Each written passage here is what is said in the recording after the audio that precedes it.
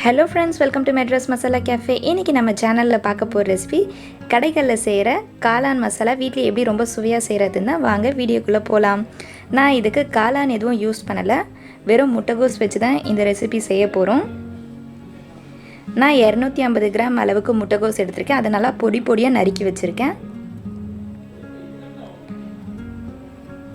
இது கூட 1 கப் அளவுக்கு மைதா சேர்த்துக்கலாம்.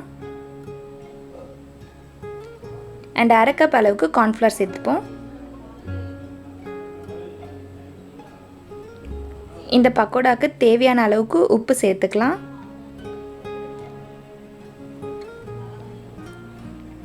and காரத்துக்காக 1 டேபிள்ஸ்பூன் அளவுக்கு மிளகாய் தூள் சேர்த்திருக்கேன். இது கூட கொஞ்சமா தண்ணி சேர்த்து நல்லா mix பண்ணிப்போம்.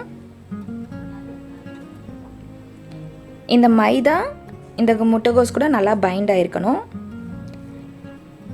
and food color optional தான், வேணும்னா ஆட் பண்ணிக்கலாம். ஸோ நல்லா மிக்ஸ் பண்ணுங்க. மைதா பத்தலைன்னா எக்ஸ்ட்ரா கூட சேர்த்துக்கலாம். ஆனால் அது நல்லா பைண்ட் ஆகணும். இந்த கன்சிஸ்டன்ட்டில் இருந்தால் போதும். இப்போ இதை நம்ம பொரிச்சு எடுக்கிறதுக்காக எண்ணெயை ஒரு கடாயில் வச்சுருக்கேன். எண்ணெய் நல்லா ஹீட் ஆகணும். எண்ணெய் நல்லா ஹீட் ஆகிடுச்சுன்னு செக் பண்ணிக்கோங்க. அதில் இந்த கோஸ் மிக்ஸ்டரை எடுத்து போட்டு பொரிச்சு எடுத்துக்கலாம். சின்ன சின்ன துண்டுகளாக போடுங்க.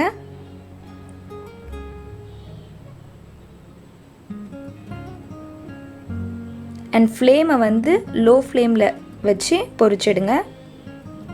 ஹை ஃப்ளேமில் வேணாம்.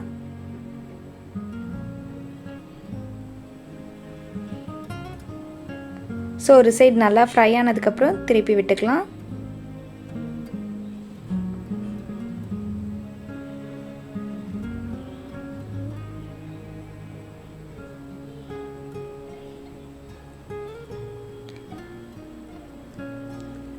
ஓகே, இது நல்லா ஃப்ரை ஆகிடுச்சு. கிறிஸ்பி கன்சிஸ்டன்ட்க்கும் வந்துடுச்சு. இப்போ நம்ம ஸ்டவ் ஆஃப் பண்ணிவிட்டு இதை எல்லாமே எடுத்துடுவோம்.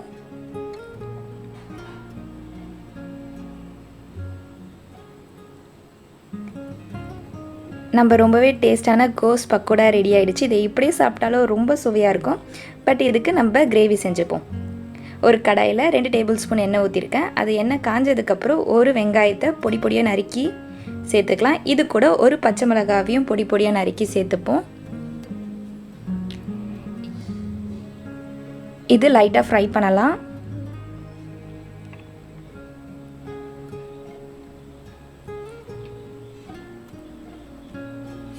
அண்ட் இது கூட 1 டேபிள் ஸ்பூன் அளவுக்கு இஞ்சி பூண்டு பேஸ்ட் சேர்த்துக்கிறேன். இந்த இஞ்சி பூண்டு பச்சை வாசனை போகிற அளவுக்கு வதக்கிப்போம்.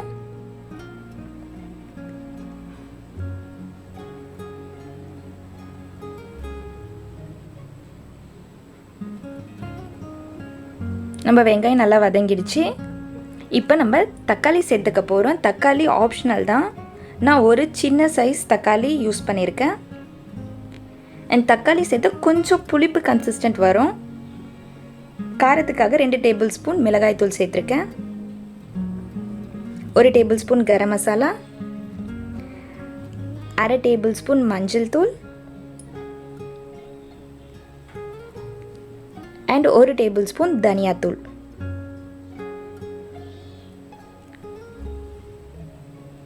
இதை சேர்த்துட்டு நல்லா மிக்ஸ் பண்ணி விடுவோம். அண்ட் சால்ட், இந்த மசாலாவுக்கு தேவையான அளவு சால்ட் போட்டுக்கலாம்.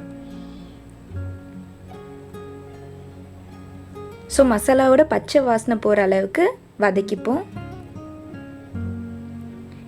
இது கூட நான் 1 டேபிள் ஸ்பூன் அளவுக்கு சோயா சாஸ் சேர்த்துக்கிறேன்.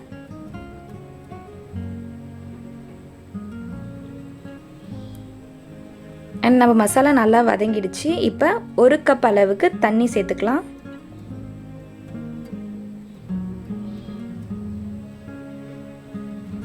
உப்பு காரம் கரெக்டாக இருக்கான்னு செக் பண்ணிக்கோங்க. இது நல்லா கொதிக்கட்டும். இப்போ நான் 2 டேபிள் ஸ்பூன் அளவுக்கு கார்ன்ஃப்ளவர் எடுத்துகிட்டு அதில் கொஞ்சமாக தண்ணி சேர்த்து ஒரு மிக்ஸ் ரெடி பண்ணிக்கிறேன். இந்த கார்ன்ஃப்ளவர் நம்ம ஆட் பண்ணாத ஒரு திக் கன்சிஸ்டன்ட் கொடுக்கும். ஓகே, நம்ம கிரேவியை நல்லா கொதிச்சிடுச்சு. இப்போ இந்த கார்ன்ஃப்ளவர் மிக்ஸ்சரை இதில் சேர்த்துப்போம். அண்ட் இதை சேர்க்க சொல்ல ஃப்ளேம் கம்மியாக இருக்கணும். ஏன்னா இந்த கார்ன்ஃப்ளவர் நம்ம ஆட் பண்ணதும் உடனே திக்காகிடும். ஸோ ஃப்ளேம் லோலேயே வச்சுட்டு இந்த மாதிரி மிக்ஸ் பண்ணி விடுங்க. இப்போ இது கூட நம்ம பொரிச்சு வச்சுருந்த கோஸை சின்ன சின்ன துண்டுகளாக கட் பண்ணி வச்சுருக்கோம். அதை இதில் சேர்த்துட்டு மிக்ஸ் பண்ணிக்கலாம். மொத்தமாக சேர்த்துட வேணாம், கொஞ்சம் கொஞ்சமாக சேர்த்து மிக்ஸ் பண்ணி விடுவோம்.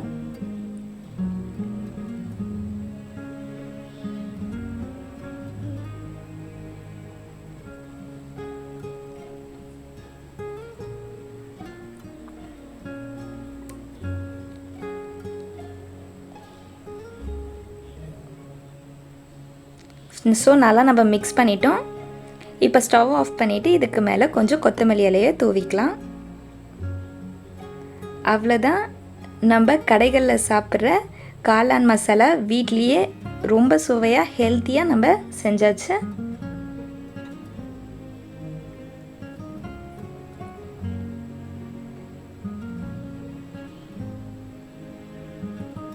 இதுக்கு மேலே நம்ம கொஞ்சமாக வெங்காயம் சேர்த்துக்கலாம்.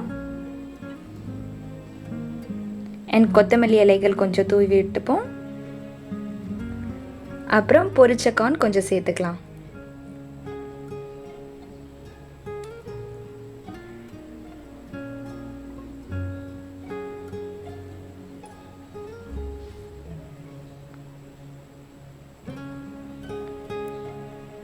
அவ்வளோதான், எல்லாருக்குமே ரொம்ப பிடிச்ச காளான் மசாலா நம்ம வீட்லேயே ரொம்ப ஈஸியாக செஞ்சிட்டோம்.